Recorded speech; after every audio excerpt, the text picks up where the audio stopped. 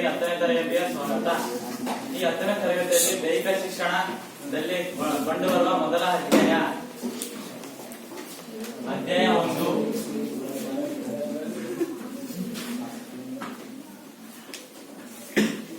ಅಧ್ಯಾಯ 1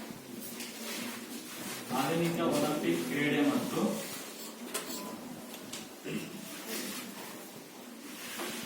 ಏಷ್ಯನ್ ಕ್ರೀಡೆಗಳು.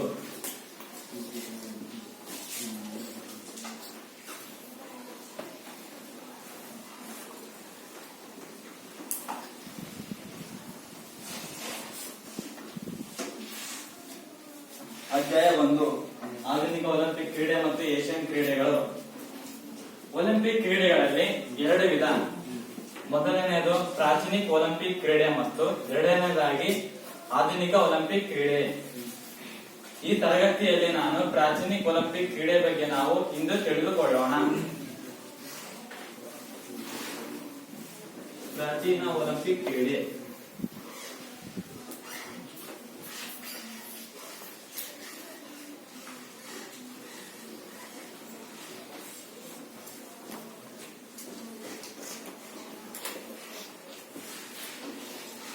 ಪ್ರಾಚೀನ ಒಲಿಂಪಿಕ್ ಕ್ರೀಡೆ.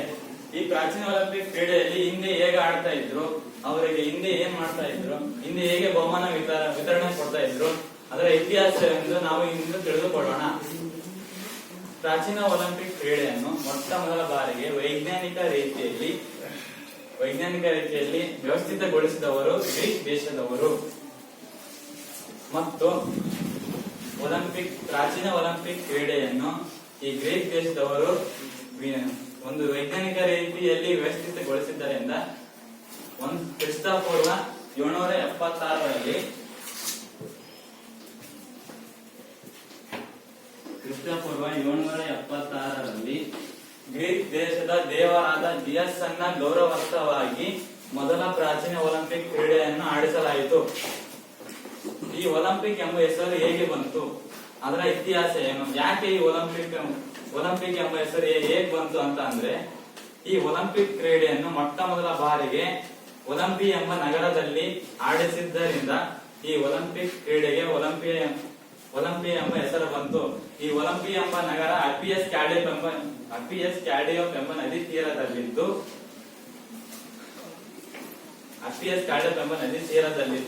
ಈ ಒಲಿಂಪಿ ಎಂಬ ನಗರಿಗೆ ಹೆಸರು ಬಂತು.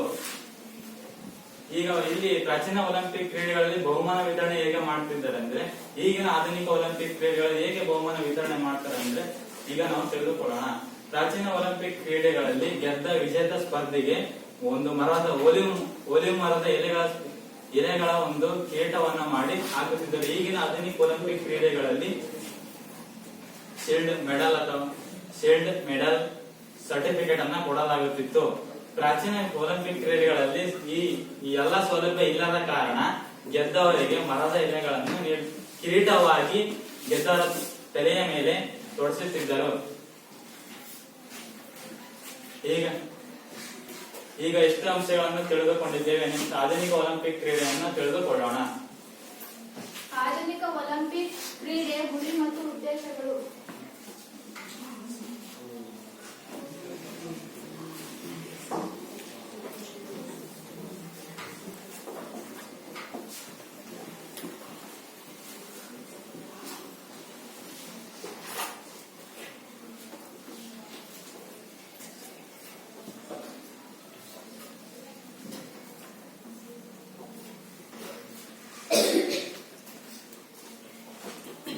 ಒಲಿಂಪಿಕ್ ಮೊಟ್ಟ ಮೊದಲು ಗ್ರೀಕ್ ದೇಶದಲ್ಲಿ ಕ್ರಿಸ್ತಪೂರ್ವ 776ರಲ್ಲಿ ಪ್ರಾರಂಭವಾಗಿ ಕ್ರಿಸ್ತಶಕ 394ರವರೆಗೆ ನಡೆಯಿತು. ನಂತರ ರೋಮನ್ನ ದೊರೆಯಾದ ಥಿಯೋಡೋಸಿಯಸ್ ಇದನ್ನು ನಿಲ್ಲಿಸಿದನು. ನಂತರ ಬ್ಯಾರನ್ ಪಿಯಾರೆ ಕೊಬರ್ಟಿನ್ ರವರು ಸತತ ಪ್ರಯತ್ನ ಮತ್ತು ದೃಢ ಸಂಕಲ್ಪದಿಂದಾಗಿ ಒಲಿಂಪಿಕ್ ಕ್ರೀಡೆಯು ರೂಪುಗೊಂಡಿತು. 1894ರಲ್ಲಿ ಫ್ರಾನ್ಸ್ನ ಅಂತಾರಾಷ್ಟ್ರೀಯ ಹವ್ಯಾಸಿ ಕ್ರೀಡಾ ಅಧಿವೇಶನದಲ್ಲಿ ಒಲಿಂಪಿಕ್ ಕ್ರೀಡೆಯನ್ನು ಮತ್ತೆ ರೂಪಿಸಬೇಕೆಂದು ಯೋಜನೆ ಮಂಡಿಸಿದರು. ಈ ಯೋಜನೆಯನ್ನು 9 ದೇಶದ ಪ್ರತಿನಿಧಿಗಳು ಒಪ್ಪಿ ಸಮಿತಿ ರಚಿಸಿದರು. ಅದೇ ಮೊಟ್ಟ ಮೊದಲ ಅಂತಾರಾಷ್ಟ್ರೀಯ ಒಲಿಂಪಿಕ್ ಸಮಿತಿಯಾಗಿತ್ತು. ಅದರ ಕಾರ್ಯದರ್ಶಿಯಾಗಿ ಕೊಬಾರ್ಟನ್ ರವರು ಆಯ್ಕೆಯಾದರು. 1896 ಏಪ್ರಿಲ್ 5ರಿಂದ ಆಧುನಿಕ ಒಲಿಂಪಿಕ್ ಕ್ರೀಡೆಯು ನಡೆಯುವುದೆಂದು ಸಮಿತಿಯು ನಿರ್ಧಾರ ಮಾಡಿತು.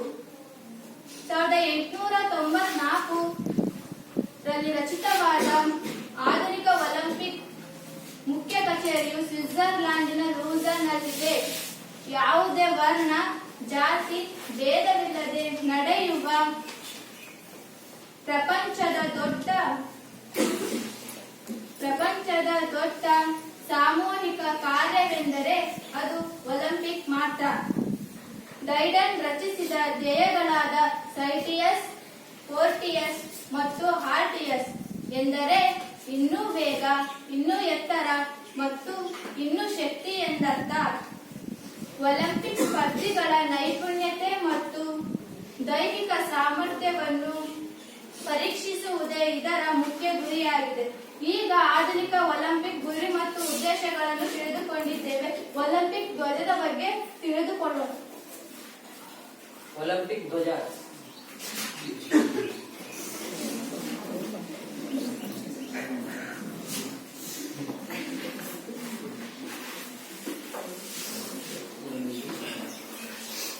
ಈ ಒಲಿಂಪಿಕ್ ಕ್ರೀಡಾ ಧ್ವಜವನ್ನು 1912ರಲ್ಲಿ ಬ್ಯಾರನ್ ಫಿಯರೆ ಡಿ ಕೋಬರ್ಟಿನ್ ಅವರು ವಿನ್ಯಾಸಗೊಳಿಸಿದರು.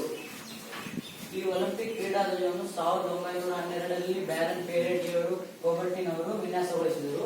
1920ರಲ್ಲಿ ಬೆಲ್ಜಿಯಂನ ಆಂಟ್ವರ್ಪ್ನಲ್ಲಿ ನಡೆದ ಒಲಿಂಪಿಕ್ನಲ್ಲಿ ಮೊಟ್ಟ ಮೊದಲ ಬಾರಿಗೆ ಈ ಧ್ವಜವನ್ನು ಹಾರಿಸಲಾಯಿತು. ಈ ಒಲಿಂಪಿಕ್ ಕ್ರೀಡಾ ಧ್ವಜವು ಬಿಳಿ ಬಣ್ಣದ ವಸ್ತ್ರದ ಮೇಲಿದ್ದು, ಬಿಳಿ ಬಣ್ಣದ ವಸ್ತ್ರವು ಶಾಂತಿಯನ್ನು ಸೂಚಿಸುತ್ತದೆ. ಮತ್ತು ಈ ಒಲಿಂಪಿಕ್ ಕ್ರೀಡಾ ಧ್ವಜದಲ್ಲಿ 5 ವಿವಿಧ ಬಣ್ಣದ ರಿಂಗುಗಳಿರುತ್ತವೆ. ಮೊದಲನೇದಾಗಿ ನೀಲಿ ಬಣ್ಣ, ಹಳದಿ ಬಣ್ಣ, ಕಪ್ಪು ಬಣ್ಣ, ಹಸಿರು ಬಣ್ಣ ಮತ್ತು ಕೆಂಪು ಬಣ್ಣ. ಈ 5 ಬಣ್ಣದ ರಿಂಗುಗಳು 5 ಖಂಡಗಳನ್ನು ಸೂಚಿಸುತ್ತವೆ. ಮೊದಲನೇದಾಗಿ ನೀಲಿ ಬಣ್ಣದ ರಿಂಗು. ಈ ನೀಲಿ ಬಣ್ಣದ ರಿಂಗು ಯುರೋಪ್ ಖಂಡವನ್ನು ಸೂಚಿಸುತ್ತದೆ. ಹಳದಿ ಬಣ್ಣದ ರಿಂಗು. ಈ ಹಳದಿ ಬಣ್ಣದ ರಿಂಗು ಏಷ್ಯಾ ಖಂಡವನ್ನು ಸೂಚಿಸುತ್ತದೆ. ಕಪ್ಪು ಬಣ್ಣದ ರಿಂಗು ಆಫ್ರಿಕಾ ಖಂಡವನ್ನು ಸೂಚಿಸುತ್ತದೆ. ನಂತರ ಹಸಿರು ಬಣ್ಣದ ರಿಂಗು ಆಸ್ಟ್ರೇಲಿಯಾ ಖಂಡವನ್ನು ಸೂಚಿಸುತ್ತದೆ. ಕೊನೆಯದಾಗಿ ಕೆಂಪು ಬಣ್ಣದ ರಿಂಗು ಅಮೆರಿಕಾ ಖಂಡವನ್ನು ಸೂಚಿಸುತ್ತದೆ. ಈ ಒಲಿಂಪಿಕ್ ಕ್ರೀಡಾ ಧ್ವಜವನ್ನು ಒಲಿಂಪಿಕ್ ಕ್ರೀಡೆಗಳು ನಡೆಯುವಾಗ ಗೌರವದಿಂದ ಆರಿಸಿ ಒಲಿಂಪಿಕ್ ಕ್ರೀಡಾ ಗೀತೆಯನ್ನು ಹಾಡಲಾಗುತ್ತದೆ. ಈಗ ಒಲಿಂಪಿಕ್ ಜ್ಯೋತಿಯ ಬಗ್ಗೆ ತಿಳಿದುಕೊಳ್ಳೋಣ. ಒಲಿಂಪಿಕ್ ಜ್ಯೋತಿಯ ಬಗ್ಗೆ ತಿಳಿದುಕೊಳ್ಳೋಣ.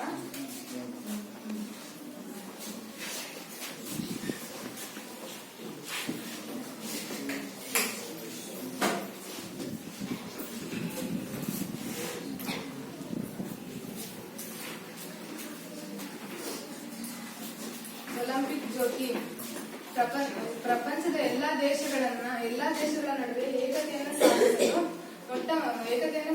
1936ರಂದು ಮೊಟ್ಟ ಮೊದಲ ಬಾರಿಗೆ ಜರ್ಮನಿಯ ಬರ್ಲಿನ್ ಒಲಿಂಪಿಕ್ ಕ್ರೀಡೆಯಲ್ಲಿ ಇದನ್ನು ಬೆಳಗಿಸಲಾಯಿತು. ಒಲಿಂಪಿಯಾ ನಗರದಿಂದ ಸೂರ್ಯನ ಕಿರಣಗಳ ಸಹಾಯದಿಂದ ಒಲಿಂಪಿಕ್ ಜ್ಯೋತಿಯನ್ನ ಹಚ್ಚಲು ಒಲಿಂಪಿಯಾ ನಗರದಿಂದ ಸೂರ್ಯನ ಕಿರಣಗಳ ಸಹಾಯದಿಂದ ಸರದಿಯ ಮೂಲಕ ಓಡುತ್ತಲೇ ಅಥವಾ ವಿಮಾನ ಹಡಗುಗಳಲ್ಲಿ ಅಗತ್ಯವಿದ್ದಾಗ ತಂದು ಒಲಿಂಪಿಕ್ ಜ್ಯೋತಿಯನ್ನ ಬೆಳಗಿಸಲು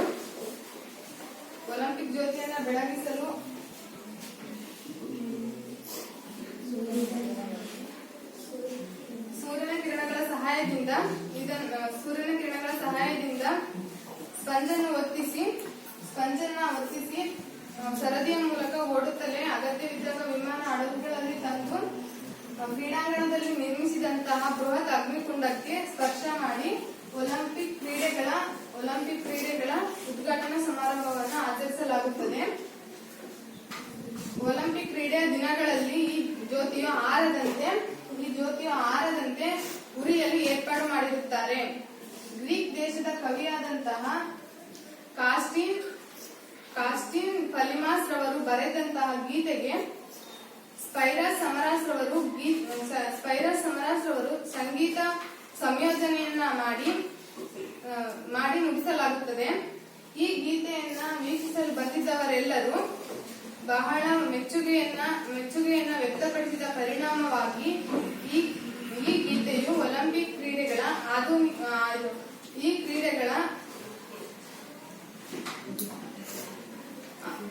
ಅಧಿಕೃತ ಗೀತೆಯಾಗಿದೆ. ನಾವು ಒಲಿಂಪಿಕ್ ಜ್ಯೋತಿಯ ಬಗ್ಗೆ ತಿಳಿದುಕೊಂಡೆವು. ಈಗ ಏಷ್ಯನ್ ಕ್ರೀಡೆಗಳ ಬಗ್ಗೆ ತಿಳಿದುಕೊಳ್ಳೋಣ.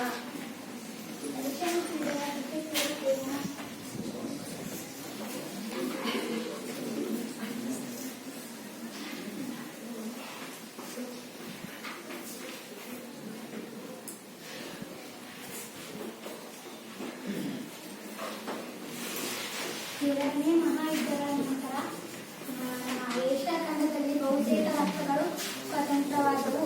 ಏಷ್ಯಾ ಖಂಡದಲ್ಲಿ ಅಂತಾರಾಷ್ಟ್ರೀಯ ಮಟ್ಟದಲ್ಲಿ ತನ್ನ ಶಕ್ತಿ ಮತ್ತು ಸ್ಥಾನವನ್ನು ವ್ಯಕ್ತಪಡಿಸಲು ಒಂದು ಹೊಸ ವಿಧಾನದಿಂದ ಸ್ಪರ್ಧೆಗಳನ್ನು ಜಾರಿಗೆ ತರಲು ಏರ್ಪಡಿಸಿದವು. 1948 ಆಗಸ್ಟ್ 14 ಲಂಡನ್ ಒಲಿಂಪಿಕ್ನಲ್ಲಿ ಇಂಡಿಯಾ ಒಲಿಂಪಿಕ್ ಕಮಿಟಿಯ ಪ್ರತಿನಿಧಿಯಾಗಿ ಗುರುದತ್ ಸೌಂದಿಯವರು ಭಾಗವಹಿಸಿದ್ದರು. ಅಲ್ಲಿ ಏಷ್ಯಾ ಖಂಡದಲ್ಲಿ ಭಾಗವಹಿಸುತ್ತಿರುವ ಎಲ್ಲ ರಾಷ್ಟ್ರಗಳು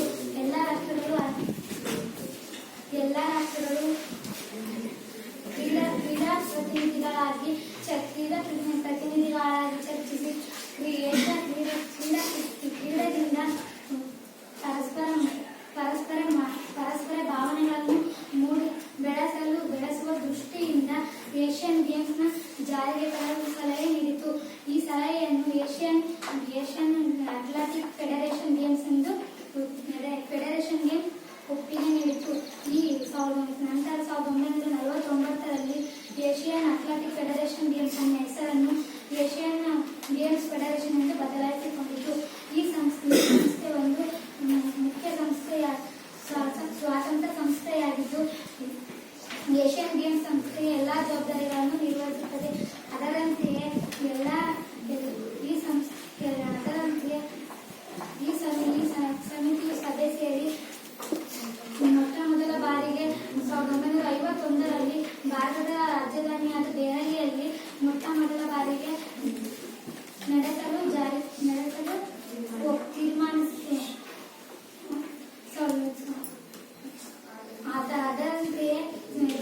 ಅದರಂತೆಯೇ ಈ ಕ್ರೀಡೆಯನ್ನು ಬೇರೆ ದೇಶಗಳಲ್ಲಿ 4 ವರ್ಷಕ್ಕೊಮ್ಮೆ ನಡೆಸಬೇಕೆಂದು ತೀರ್ಮಾನಿಸಲಾಯಿತು. ಈ ಅವಧಿಯಲ್ಲಿ ಎಲ್ಲ ಅಂಶಗಳನ್ನು ತಿಳಿದುಕೊಂಡಿರುತ್ತೇವೆ. ಪ್ರಾಚೀನ ಒಲಿಂಪಿಕ್ ಕ್ರೀಡೆ, ಆಧುನಿಕ ಒಲಿಂಪಿಕ್ ಕ್ರೀಡೆ, ಒಲಿಂಪಿಕ್ ಮತ್ತು ಪ್ಯಾರಾಲಿಂಪಿಕ್ ಕೋಪರ್ಟಿನವರ ಬಗ್ಗೆ ತಿಳಿದುಕೊಂಡಿರುತ್ತೇವೆ. ಈ ಎಲ್ಲ ಅಂಶಗಳನ್ನು ಈ ತರಗತಿಯಲ್ಲಿ ಕಲಿಕಾಂಶಗಳನ್ನು ಕಳೆದುಕೊಂಡಿರುವುದರಿಂದ ಪ್ರಶ್ನೆಗಳನ್ನು ಕೇಳುತ್ತೇವೆ. ಪ್ರಾಚೀನ ಒಲಿಂಪಿಕ್ ಕ್ರೀಡೆಗಳ ಬಗ್ಗೆ ಪ್ರಶ್ನೆಯನ್ನು ಕೇಳುತ್ತೇನೆ. ಪ್ರಾಚೀನ ಒಲಿಂಪಿಕ್ ಕ್ರೀಡೆಗಳಲ್ಲಿ ಎಷ್ಟು ವಿಧವು ಯಾವುವು? 2 ವಿಧ. ಆಧುನಿಕ ಒಲಿಂಪಿಕ್ ಕ್ರೀಡೆ, ಪ್ರಾಚೀನ ಒಲಿಂಪಿಕ್ ಕ್ರೀಡೆ. ಒಲಿಂಪಿಕ್ ಎಂಬ ಹೆಸರು ಹೇಗೆ ಬಂತು? ಒಲಿಂಪಿಯಾ ಎಂಬ ನಗರದಲ್ಲಿ ಮೊಟ್ಟ ಮೊದಲ ಬಾರಿಗೆ ಆಟವನ್ನು ಆಡಿದ ಕಾರಣದಿಂದಾಗಿ ಒಲಿಂಪಿಕ್ ಎಂಬ ಹೆಸರು ಬಂದಿತ್ತು. ಪ್ರಾಚೀನ ಒಲಿಂಪಿಕ್ ಕ್ರೀಡೆಯನ್ನು ವ್ಯವಸ್ಥಿತಗೊಳಿಸಿದ ದೇಶ ಯಾವುದು?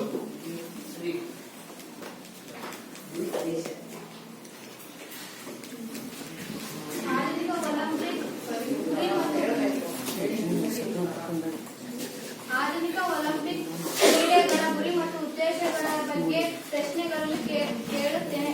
ಆಧುನಿಕ ಒಲಿಂಪಿಕ್ ಜನಕ ಯಾರು? ಸರಿಯಾದ ಉತ್ತರ. ಅಂತಾರಾಷ್ಟ್ರೀಯ ಒಲಿಂಪಿಕ್ ಮುಖ್ಯ ಕಚೇರಿ ಎಲ್ಲಿದೆ? ಸರಿಯಾದ ಉತ್ತರ. ಆಧುನಿಕ ಒಲಿಂಪಿಕ್ ಕ್ರೀಡೆಯು ಮೊಟ್ಟ ಮೊದಲ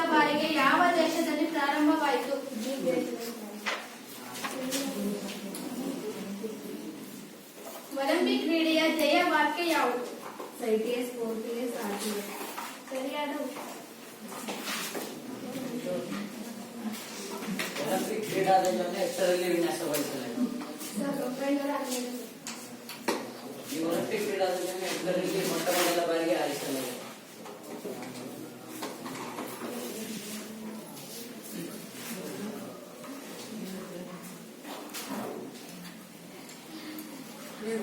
ಸಾವಿರದ 1920ರಲ್ಲಿ ಮೊಟ್ಟ ಮೊದಲ ಬಾರಿಗೆ.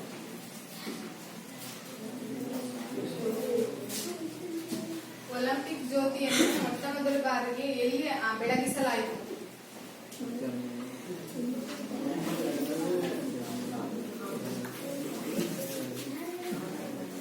ಜರ್ಮನಿಯ ಬರ್ಲಿನ್. ಸರಿಯಾದ ಉತ್ತರ. ಈ ಒಲಿಂಪಿಕ್ ಜ್ಯೋತಿಯನ್ನು ಎಷ್ಟರಲ್ಲಿ ಬೆಳಗಿಸಲಾಯಿತು? ಸರಿಯಾದ ಉತ್ತರ. ಏಷ್ಯನ್ ಕ್ರೀಡೆಗಳ ಕಮಿಟಿಯ ಪ್ರತಿನಿಧಿಯಾಗಿ ಯಾರು ಭಾಗವಹಿಸಿದರು? ಶ್ರೀ ಗುರುದತ್ ಸಂಗೀತ. ಸರಿಯಾದ. ಏಷ್ಯನ್ ಕ್ರೀಡೆಗಳು ಪ್ರತಿ ಎಷ್ಟು ವರ್ಷಕ್ಕೊಮ್ಮೆ ನಡೆಯುತ್ತವೆ? ಸರಿಯಾದ.